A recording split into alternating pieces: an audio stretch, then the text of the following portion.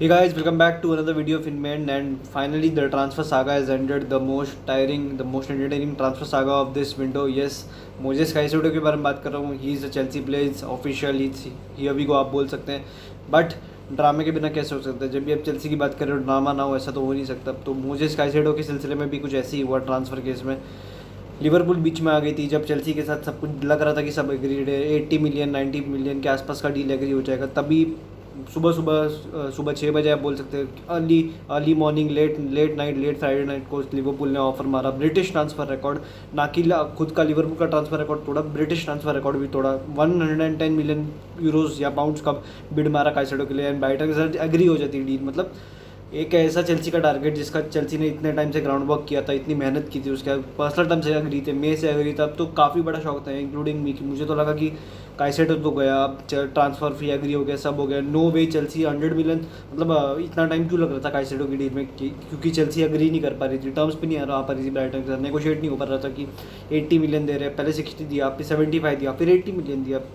Price quote ऐसा था नहीं कोई काइसेडो के साथ. इस ट्रांसफर सागा में सबसे ज़्यादा टाइम इसलिए लगे क्योंकि काइसेडो के जो कॉन्ट्रैक्ट था उसमें, मतलब उसके एजेंट्स लेट हिम डाउन, मतलब आप ये कह सकते हैं. क्योंकि अब अगर काइसेडो के बारे में बात करें तो पहले उसका पैक्ट है डिजर्बी के साथ कि जनवरी में अगर कोई, मतलब समर में कोई ऑफर अच्छा आएगा तो he will let him go, ऐसा वैसा. बट वैसा कुछ हुआ नहीं. मोर देन इनफ ऑफर बोल सकते हैं. अब 70 million 80 million was more than enough for Caicedo. Same Arsenal ने ऑफर किया था बट उसके कॉन्ट्रैक्ट एक्सटेंड नहीं किया क्योंकि तब ब्राइटन के लिए इंपॉर्टेंट प्लेयर था वो. बट अब सब कुछ हो चुका है एंड लिवरपूल के साथ डील एग्री हुई. बट शाम को फिर से रिपोर्ट आती कि Caicedo only wants Chelsea. Fabrizio Romano ने रिपोर्ट किया है. So as a Chelsea fan मतलब ये सुन के काफ़ी अच्छा लगा कि मतलब इतना जो ग्राउंड वर्क आप इसमें आप चेल्सी की मेहनत बोल सकते हैं. यस, ओवर पे किया सब क्या आप बोल सकते हैं. क्यों ओवर पे इसलिए करना पड़ा क्योंकि लिवरपूल का बिड आ गया और उन्होंने बिड निकाला नहीं, तो चेल्सी को आउट बिड करना था उसको, मतलब उसी बिड के आसपास आना था. एंड क्योंकि लिवरपूल तो जाने नहीं डालता काइसेडो, इसलिए बाद में चेल्सी के साथ डील एग्री हो गई. सो मतलब इतना टायरिंग ट्रांसफ़र विंडो, या फिर मतलब आप बोल सकते हैं कि चेल्सी ने काफ़ी अच्छा काम किया, नेगोशिएट किया. मतलब एंड में आप बोल सकते हैं ठीक है कि 100 मिलियन देने थे तो पहले क्यों नहीं देते. मतलब ट्रांसफर विंडो से वर्क नहीं होता. मतलब नेगोशिएशन जिसको ही बोलते हैं, बिजनेस इसलिए बोलते हैं. मतलब ऐसा नहीं कि जो राइटर मांगे आप सामने से दे दो. मतलब आप तारिक लेम्टी की बात कर लो, हमने उनको बिली गिलमोर दिया, कोकोरेला लिया, उनका मैनेजर लिया, उनको पूरा स्टाफ लिया. हम काइसेडो केस में बोल रहे थे कि थोड़ा सा नेगोशिएट कर लेते, बट ब्राइटन टच से मस्त हुई, acting like a big club. So तो उसमें के बाद मतलब क्या ही बोलूँ. बस Paul Winstanley great work by him.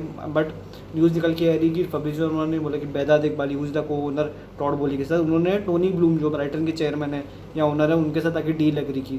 So big kudos to man. Behdad Eghbali आते तो सबको पता है कि क्या होता है. मतलब एंजो केस में वही हुआ कि ओनर्स इन्वॉल्व हो गए थे. एक बार ओनर इन्वॉल्व हो गए तो चेल्सी हमेशा प्लेयर लेके आती है चाहे कुछ भी हो जाए. वही केस यहाँ पे भी हुआ. एंड काइसेडो केस में और बात करें तो he will be a great addition to the squad. ये तो बात होगी कि ट्रांसफर हुई, बैकग्राउंड में क्या हुआ, लिवरपूल के साथ क्या हुआ. लिवरपूल के बारे में बात को तो मतलब उनको नाराज़ नहीं होना चाहिए. मतलब मेरे ओपिनियन में अगर देखा जाए तो मतलब उन्होंने कोई ग्राउंड वर्क प्लेयर के साथ किया नहीं, सीधा आके ब्रिटिश ट्रांसफर रिकॉर्ड डाल दिया. मतलब इसमें आप FSG की गलती बोल सकते हैं या फिर आप मैनेजमेंट की गलती बोल सकते हो कि आपने प्लेयर से कुछ एग्री टर्म्स नहीं किए और आप जाके बिड मार दी, ब्राइटन से डील एग्री करती. मतलब प्लेयर भी मतलब कंफ्यूज हो गया होगा. लाविया का भी इसमें ही आता है. लाविया भी, आप लाविया के बारे में बात करो तो Lavia is also here we go by Chelsea. मतलब क्या ही बोल सकते हैं. मतलब लाविया, काइसेडो, वेंजो, एक ही विंडो में चेल्सी ने अपना पूरा मिडफील्ड रिवैम्प कर लिया. मतलब आप बोल सकते हैं कांटे, कोवाचिच, जॉर्जिनो, रूमन लॉफ्टस-चीक, काई हैवर्ट्स, मेसन माउंट, इतने सारे प्लेयर निकले. एंड तीन आप वर्ल्ड क्लास नहीं बोल सकते इस पॉइंट पर, बट पोटेंशियल है तीनों में. Enzo definitely looking as a world class potential. क्योंकि आप लिवरपूल के वाले गेम में देखो, he was the man of the match in that midfield alongside Gallagher जो कि नंबर 6 है नहीं. एंड काइसेडो आ जाएगा, इन लाविया आ जाएगा, तो ये तीन मिडफील्ड ही मोस्ट प्रोबेबली खेलेंगे. क्योंकि जब तक इनकुंकू नहीं आता वो नंबर 10 वाला सिस्टम मेरे ओपिनियन में तो नहीं खेलेगा पोचेटिनो. क्योंकि नंबर 10 खेलने के लिए वो रोल अभी तक चेल्सी में कोई है नहीं वैसा प्लेयर. मतलब आप बोल सकते हैं कि चोकोमेका खेल सकते, गैलेगर वहाँ खेल सकते, बट चोकोमेका सेटिस्फाइड मेरे को लगा नहीं है कि नंबर 10 वो खेल सकते हैं.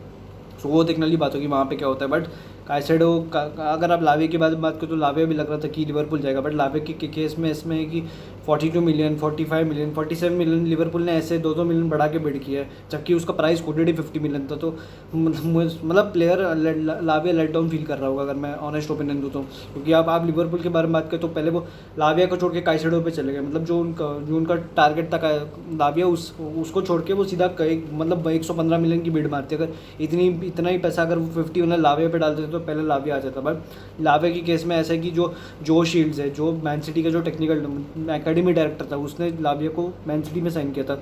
फिर वो साउथहैम्पटन गया, साउथहैम्पटन का डायरेक्टर बना, उसने लाविया को वहाँ साइन किया। अब वो चेल्सी में है तो उसने चेल्सी में साइन किया। मतलब जो शील्ड्स इज़ द मैन जिन्होंने ये डील मतलब आप बोल सकते हैं कि ये करवाने में हेल्प किया, या फिर ही was the most crucial guy in this deal, तो यही था। एंड अब अगर आप लावे के बारे में बात करें तो इज़ अ बेल्जियन इंटरनेशनल की बात करें तो ईडन हज़ार्ड ने भी अभी रिपोर्ट्स आ रही कि उनका भी काफ़ी रोल था, कि मतलब उन्होंने बात किया लाविया से ही, उन्होंने बोला कि Chelsea is a good place to go, वैसा वैसा। मतलब हज़ार्ड ने बोला तो अच्छा ही बोला होगा ऑब्वियसली, क्योंकि वो चेल्सी के लिए इतना खेले, बेल्जियन है।